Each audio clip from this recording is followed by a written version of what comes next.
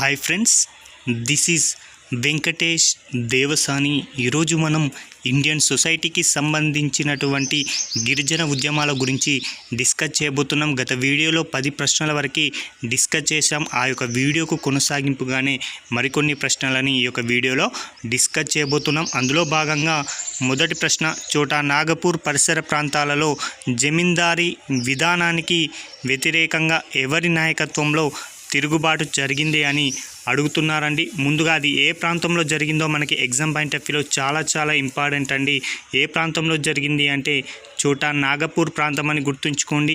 ఈ చోటా నాగపూర్ ప్రాంతం అనేది ఏ రాష్ట్రాల ఆధీనంలో ఉండడం జరిగింది అంటే బెంగాల్, బీహార్ మరియు జార్ఖండ్ ప్రాంతాలలో ఈ యొక్క చోటా నాగపూర్ ప్రాంతం అనేది విస్తరించడం జరిగింది.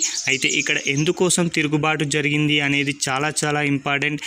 నాటి చోటా నాగపూర్ పరిసర ప్రాంతాలలో జమీందారీ విధానానికి వ్యతిరేకంగా ఈ యొక్క ఉద్యమం అయితే కొనసాగడం జరిగింది. కాబట్టి గుర్తుంచుకోండి, చాలా ఇంపార్టెంట్ అండి. జమీందారీ విధానానికి వ్యతిరేకంగా వడ్డీ వ్యాపారస్తులకి, బెంగాల్ వర్తకులకి మరియు బ్రిటిష్ పరిపాలనకు వ్యతిరేకంగా ఈ యొక్క ఉద్యమం అయితే జరిగింది. అయితే ఈ ఉద్యమంలో పాల్పంచుకున్నటువంటి ఒక తెగ అనేది చాలా ఇంపార్టెంట్ అండి. సంతాల్ అనేటువంటి తెగవారు యొక్క జమీందారీ విధానానికి వ్యతిరేకంగా జనవరి 30, 1855 సంవత్సరంలో చోటా నాగపూర్ పరిసర ప్రాంతాలలో తిరుగుబాటు అయితే చేయడం జరిగింది. కాబట్టి ఇలాంటి తిరుగుబాటుకు నాయకత్వం ఎవరు వహించారో కూడా చాలా ఇంపార్టెంట్ అండి. ఎవరు వహించారు అంటే సిద్ధు, కన్హా మరియు మర్ము అనేటువంటి ముగ్గురు యొక్క ఉద్యమానికి నాయకత్వం వహించడం జరిగింది. ఇందులో పాల్గొన్నటువంటి తెగ, గిరిజన తెగ ఏది అంటే సంతాల్ గిరిజన తెగ అని గుర్తుంచుకోండి. సంతాల్ అంటున్నాం కాబట్టి భారతదేశంలో ముందుగా మనకి అధిక సంఖ్యలో ఉన్నటువంటి గిరిజన తెగ జనాభా అనేది చాలా ఇంపార్టెంట్ అండి. భారతదేశంలో ప్రస్తుతం అధిక సంఖ్యలో ఉన్నటువంటి గిరిజన తెగ ప్రజలు ఎవరు అంటే బిల్లులు మొదటి స్థానంలో ఉండగా, గోండులు రెండవ స్థానంలో, మూడవ స్థానంలో ఉన్నటువంటి సంతాలులు ఈ యొక్క తిరుగుబాటును అయితే చేపట్టడం జరిగింది. అదేవిధంగా భారతదేశంలో అధిక సంఖ్యలో ఉన్నటువంటి గిరిజన తెగ గురించి మనం డిస్కస్ చేసుకున్నాం. కాబట్టి తెలంగాణ రాష్ట్రంలో అధిక సంఖ్యలో ఉన్నటువంటి గిరిజన తెగలు టాప్ 3 కూడా ఎగ్జామ్ పాయింట్ ఆఫ్ వ్యూలో అడగడానికి అవకాశం ఉంది. కాబట్టి తెలంగాణలో అధిక సంఖ్యలో ఉన్నటువంటి గిరిజన తెగ ముందుగా లంబాడీలు, రెండవది కోయాలు, మూడవది గోండులండి. కాబట్టి తెలంగాణలో ఉన్నటువంటి ఈ టాప్ 3 గిరిజన తెగలని గుర్తుంచుకోవడానికి చిన్న క్లూ అండి, ఎల్కేజీ అని గుర్తుంచుకోండి. ఎల్ అంటే లంబాడి, కే అంటే కోయ, జి అంటే గోండు. అయితే ఈ సంతాలు చేపట్టినటువంటి తెగ గురించి, సంతాలు చేపట్టినటువంటి ఈ యొక్క ఉద్యమం గురించి కారల్ మార్క్స్ లాంటి వారు తన యొక్క గ్రంథమైనటువంటి నోట్స్ ఆన్ ఇండియన్ హిస్టరీ అనేటువంటి గ్రంథంలో ఈ యొక్క సంతాలుల యొక్క గెరిల్లా ఉద్యమాన్ని పొందుపరచడం జరిగింది. చాలా ఇంపార్టెంట్ అండి.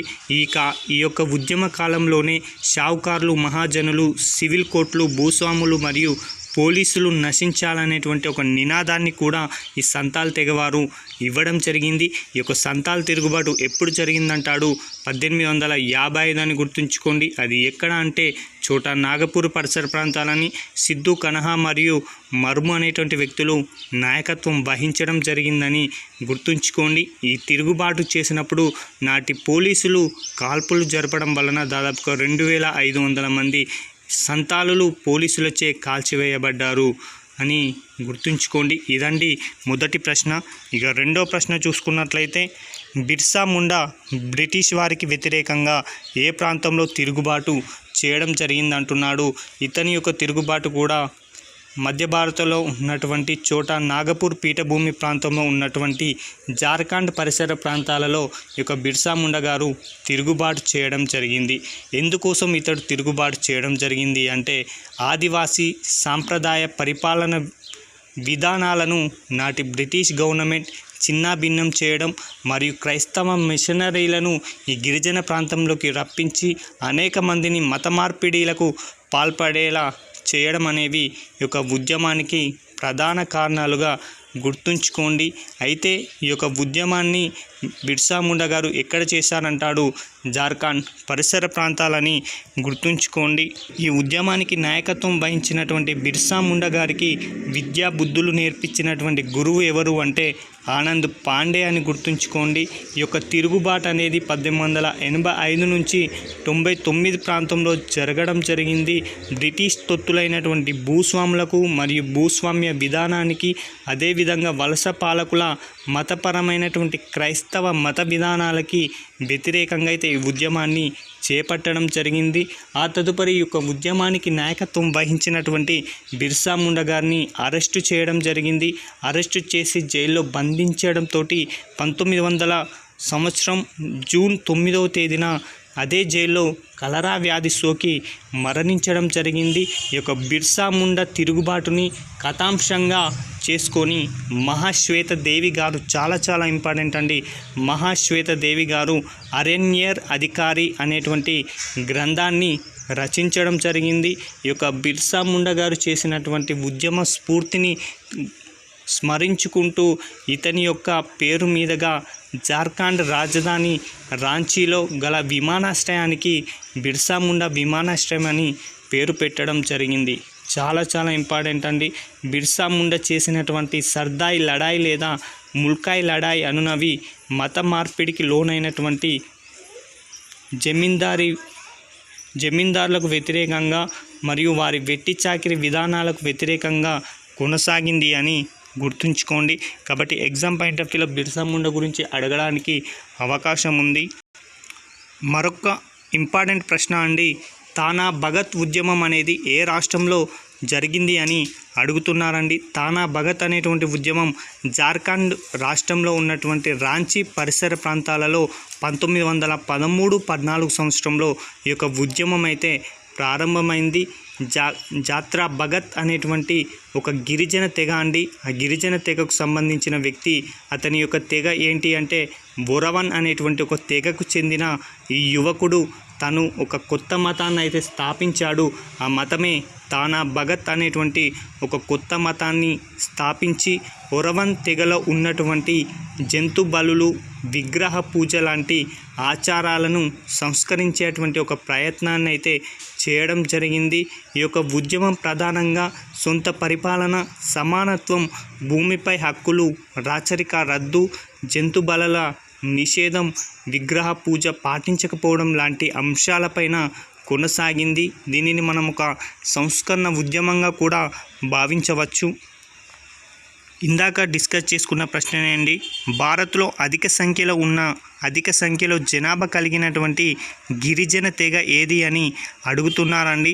భారతదేశంలో ప్రస్తుతం అత్యధిక సంఖ్యలో ఉన్నటువంటి గిరిజన తెగ జనాభా ఏ తెగలో ఎక్కువగా ఉందంటే మొదటి స్థానంలో బిల్లులు ఉండగా, రెండవ స్థానంలో గోండులు ఉన్నారు, మూడవ స్థానంలో సంతాలులు ఉన్నారు. కాబట్టి మనం దీనిని బీజీఎస్గా గుర్తుంచుకోవాలి. అదేవిధంగా తెలంగాణలో మొదటి స్థానంలో లంబాడి, రెండవ స్థానంలో కోయలు, మూడో స్థానంలో గోండులు ఉండడం జరిగింది. ఇదండి ఈ ప్రశ్నకు సంబంధించి ఎగ్జామ్ పాయింట్ ఆఫ్ వ్యూలో చాలా ఇంపార్టెంట్. 15వ ప్రశ్న, కూకీల తిరుగుబాటు లేదా జలియన్రో తిరుగుబాటు అనేది ఏ రాష్ట్రంలో జరిగిందని అడుగుతున్నాడండి. ఈ యొక్క కూకీల తిరుగుబాటు అనేది మణిపూర్ రాష్ట్రంలో జరగడం జరిగింది. ఈ మణిపూర్ రాష్ట్రంలో అధికంగా ఉన్నటువంటి గిరిజన తెగ కూకీలని గుర్తుంచుకోండి. వీరు చేసినటువంటి తిరుగుబాటునే జలియన్ రో అనేటువంటి తిరుగుబాటు అని కూడా పిలవడం జరుగుతుంది. మొదటి ప్రపంచ యుద్ధంలో బ్రిటిష్ వారి అవసరాల నిమిత్తం కూలీలుగా మరియు సైనికులుగా ఈ యొక్క తెగవారైతే పనిచేయడం జరిగింది. కానీ యుద్ధానంతరం బ్రిటిష్ వారు వీరికి తక్కువ వేతనాలు ఇవ్వడంతో వీరు బ్రిటిష్ వారికి వ్యతిరేకంగా ఉద్యమాన్ని చేపట్టడం జరిగింది. ఈ యొక్క ఉద్యమానికి నాయకత్వం వహించినది ఎవరు అంటే చాలా ఇంపార్టెంట్ అండి. రాణి గైడిన్లు అనేటువంటి మహిళ మరియు జోడెన్ గాంగ్ అనేటువంటి ఇద్దరు కూడా ఈ యొక్క మణిపూర్లో ఉన్నటువంటి కూకీల తిరుగుబాటుకి నాయకత్వం వహించారు. అయితే నాయకత్వం వహించినటువంటి జోడెన్ గాంగ్ని 1931 సంవత్సరంలో ఉరి తీయడం జరిగింది. ఇక 16వ ప్రశ్న, మన్యం ప్రాంతంలో 1922-24 కాలంలో ఎవరి నేతృత్వంలో తిరుగుబాటు జరిగింది అని అడుగుతున్నారండి. మన్యం వీరుడు మనందరికీ తెలిసినటువంటి వ్యక్తి అల్లూరి సీతారామరాజు గారి యొక్క నాయకత్వంలో ఈ యొక్క మన్యం తిరుగుబాటు అయితే చేపట్టడం జరిగింది. ఎందుకోసం ఈ యొక్క తిరుగుబాటు చేశారు అంటే ఈ యొక్క గిరిజనులు నివసించేటువంటి ప్రాంతంలో నాటి బ్రిటిష్ వారు విపరీతంగా పన్నులు పెంచడం, గిరిజనుల యొక్క నాయకత్వంలో జోక్యం చేసుకొని స్థానిక బ్రిటిష్ అధికారులు వారి తొత్తులని గిరిజన నాయకులుగా నియమించి గిరిజనుల యొక్క భూములపైన పెత్తన్నం చేయడం అనేది జరగడం జరిగింది. అదేవిధంగా గిరిజనులకు ఇచ్చినటువంటి అటవీ హక్కులను కూడా కాలరాయడం మరియు స్థానిక జమీందారుల నిరంకుశత్వానికి వ్యతిరేకంగా ఈ ఉద్యమం అయితే ఆవిర్భవించింది.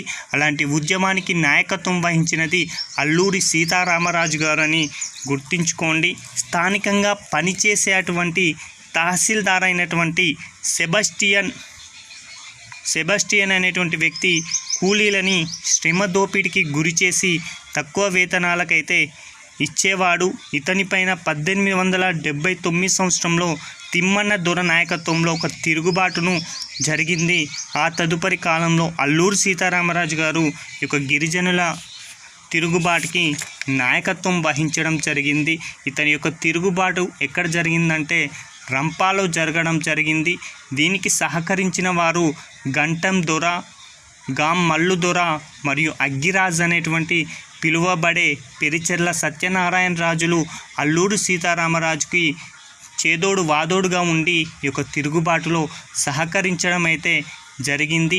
ఈ యొక్క అల్లూరి సీతారామరాజు గారు గెరిల్లా పోరాట పందంలో ఉద్యమం చేసి గిరిజనులకు అండగా నిలవడం జరిగింది.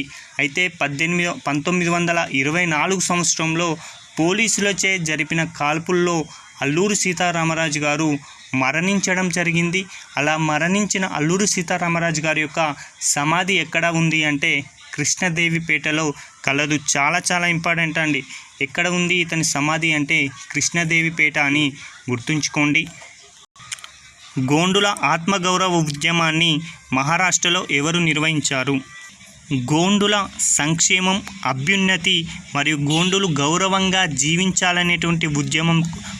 జీవించాలనేటువంటి ఉద్దేశంతో ఈ యొక్క గోండుల ఆత్మగౌరవ ఉద్యమాన్ని అయితే చేపట్టడం జరిగింది. అలా చేపట్టినటువంటి వ్యక్తే లాల్ శాంషా. అందువల్లనే ఈ యొక్క ఉద్యమాన్ని లాల్ శాంషా ఉద్యమం అని కూడా పిలవడం జరుగుతుంది. కాబట్టి గోండుల ఆత్మగౌరవ ఉద్యమానికి ఎవరు నేతృత్వం వహించారంటే లాల్ శాంషా అని గుర్తుంచుకోండి. ఇక 18వ ప్రశ్న, రామ్జీనాథ్ గోండ్ దేనిని కేంద్రంగా చేసుకొని తిరుగుబాటు చేయడం జరిగిందని అడుగుతున్నారండి. రామ్జీ గోండ్ నిర్మల్ని తన యొక్క రాజధానిగా చేసుకొని ఒక గోండు రాజ్యాన్ని అయితే పరిపాలించేవాడు. ఇతని యొక్క తిరుగుబాటు అనేది 1857 నుంచి 60 కాలంలో ఇతడు తిరుగుబాటు అయితే చేయడం జరిగింది.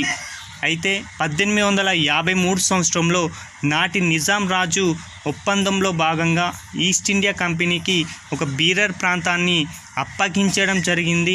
ఇలా ఈస్ట్ ఇండియా కంపెనీకి నిజాం వారికి ఒప్పందం కుదరడంతో ఈస్ట్ ఇండియా వారు తన రాజ్యం మీద దాడి చేస్తారనే ఉద్దేశంతో గోండులు మాణిక్పూర్ కోటను స్వాధీనం చేసుకోవడం జరుగుతుంది.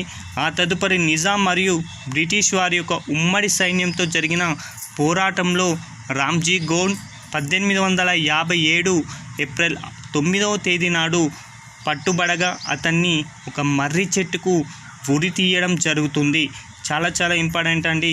ఇయరు 1857 ఏప్రిల్ 6వ తేదీ అని గుర్తుంచుకోండి. ఏప్రిల్ 9వ తేదీ అని గుర్తుంచుకోండి. అలా పట్టుబడినటువంటి రామ్జీ గోండ్ని ఒక మర్రి చెట్టుకు ఉరి తీస్తారు. ఇతని యొక్క రామ్జీ గోండ్ యొక్క స్మృతి చిహ్నం వచ్చేసి ప్రస్తుతం నిర్మల్ కోటలో ఏర్పాటు చేయడం జరిగింది. గోండుల సామాజిక ఆర్థిక లక్షణాలను మరియు వారి యొక్క సమస్యలను అధ్యయనం చేసినటువంటి ప్రముఖ వ్యక్తి ఎవరు అని అడుగుతున్నారండి. గోండుల సామాజిక ఆర్థిక లక్షణాలను అధ్యయనం చేయడం కోసమై నాటి నిజాం హైమండార్ప్ అనేటువంటి వ్యక్తిని నియమించడం జరుగుతుంది. ఇతడి యొక్క నివేదిక ఆధారంగానే హైదరాబాదులో 1949వ సంవత్సరంలో గిరిజన భూమిపైన హక్కులు కల్పించేందుకై హైదరాబాద్ ప్రాంత రెగ్యులేషన్ చట్టాన్ని తీసుకురావడం జరిగింది. కాబట్టి గోండుల సామాజిక ఆర్థిక విధానాలపైన అధ్యయనం చేసిన వ్యక్తి ఎవరు అంటే మనకి గుర్తుకు రావాల్సింది హైమండార్ప్. అతన్ని నియమించింది 7వ నిజాం అని గుర్తుంచుకోండి. అతడి నివేదిక ఆధారంగానే మనకి 1949లో హైదరాబాద్ ప్రాంత రెగ్యులేషన్ చట్టం రావడం జరిగిందని గుర్తుంచుకోండి. ఇక 20వ ప్రశ్న, జల్ జంగిల్ జమీన్ అనేటువంటి నినాదాన్ని ఇచ్చినది ఎవరు అని అడుగుతున్నారండి. చాలా ఇంపార్టెంట్ అండి. ఆ యొక్క నినాదం ఇచ్చినది కుమురం భీమ్ అనేటువంటి వ్యక్తి అండి. ఇతడు గోండు జాతికి చెందినటువంటి ఒక గిరిజన వీరుడు. ఆదిలాబాద్ పరిసర ప్రాంతాలలో గిరిజనుల యొక్క చైతన్యం కోసం అనేక పోరాటాలను చేసిన ఒక గొప్ప వ్యక్తి ఇతడు. కుమురం భీమ్ నాయకత్వంలో గోండులు జాగీర్దార్లకు వ్యతిరేకంగా పోరాటం అయితే చేయడం జరిగింది.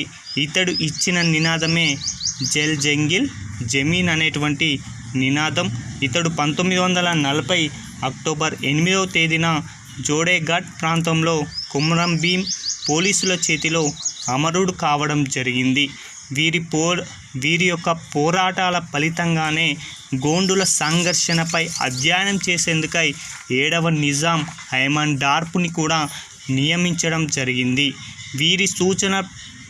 వీరి యొక్క హైమండార్ప్ యొక్క సూచనల మేరకే గోండు భాషకు అధికంగా ప్రాధాన్యత ఇవ్వడం జరిగిందని గుర్తుంచుకోండి.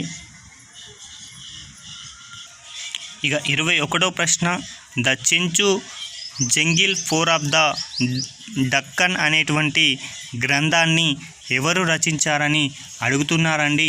7వ నిజాం నియమించినటువంటి హైమండార్ప్ అనేటువంటి వ్యక్తి గోండుల సామాజిక ఆర్థిక లక్షణాలపైన అధ్యయనం చేసి the Chenchu jungle folk of Deccan అనేటువంటి గ్రంథాన్ని రచించారు. అదేవిధంగా మరికొన్ని గ్రంథాలు కూడా అతడు చేయడం జరిగిందండి. The Chenchu jungle folk of the Deccan, Reddis bison hills, అదేవిధంగా ద రాజ్ గౌన్స్ ఆఫ్ ఆదిలాబాద్. ఈ 3 గ్రంథాలు చాలా ఇంపార్టెంట్ అండి. ఈ 3 గ్రంథాలను రచించింది హైమండార్ప్ గారని గుర్తుంచుకోండి. ఇతడిని ఎవరు నియమించారంటే 7వ నిజాం. ఇతడు ఒక మానవ శాస్త్రవేత్త అని గుర్తుంచుకోండి. ఇక 22వ ప్రశ్న, ఇంద్రవెల్లి సంఘటన ఏ సంవత్సరంలో జరిగిందని అంటున్నాడండి. ఈ యొక్క ఇంద్రవెల్లి సంఘటన అనేది 1981 ఏప్రిల్ మాసంలో ఈ యొక్క ఇంద్రవెల్లి సంఘటన అనేది జరగడం జరిగింది. ఈ యొక్క ఇంద్రవెల్లి సంఘటన ఉమ్మడి ఆదిలాబాద్ జిల్లాలో జరగడం జరిగింది. గిరిజన రైతులు ఒక కూలీ సంఘం వారు ఒక సమావేశాన్ని ఏర్పాటు చేసుకుంటే ఆ సమావేశంలో పోలీసులు వచ్చి కాల్పులు జరపగా అనేక మంది గిరిజనులు చనిపోవడం, మరికొంతమంది గాయాల పాలవ్వడం జరిగింది. కాబట్టి గిరిజనుల యొక్క ఉద్యమ ఫలితంగా చాలామంది కూడా గిరిజనులు మరణించడం జరిగింది. కాబట్టి ఈ సంఘటన ఎప్పుడు జరిగిందంటాడు 1981 ఏప్రిల్ 20 అని గుర్తుంచుకోండి. అది ఏ జిల్లాలో అంటే ఉమ్మడి ఆదిలాబాద్ జిల్లా అని గుర్తుంచుకోండి. అదేవిధంగా 23వ ఈ యొక్క ఇంద్రవెల్లి సభనే గిరిజనుల యొక్క మొట్టమొదటి రైతు కూలీ మహాసభ. ఇక 23వ ప్రశ్న, అల్లూరి సీతారామరాజు గారి యొక్క సమాధి ఏ ప్రాంతంలో ఉంది అని అడుగుతున్నారు. ఇందాక డిస్కస్ చేసుకున్నట్టే కృష్ణదేవిపేటలో ఈ యొక్క అల్లూరి సీతారామరాజు గారి యొక్క సమాధి ఉండడం జరిగిందండి. ఇవండి ఈ రోజుకు సంబంధించినటువంటి గిరిజన ఉద్యమాలకు సంబంధించిన ముఖ్యమైన ప్రశ్నలని మనం డిస్కస్ చేయడం జరిగింది. తదుపరి వీడియోలో మరొక కొత్త టాపిక్తో మీ ముందుకు రావడం జరుగుతుంది. Thank you.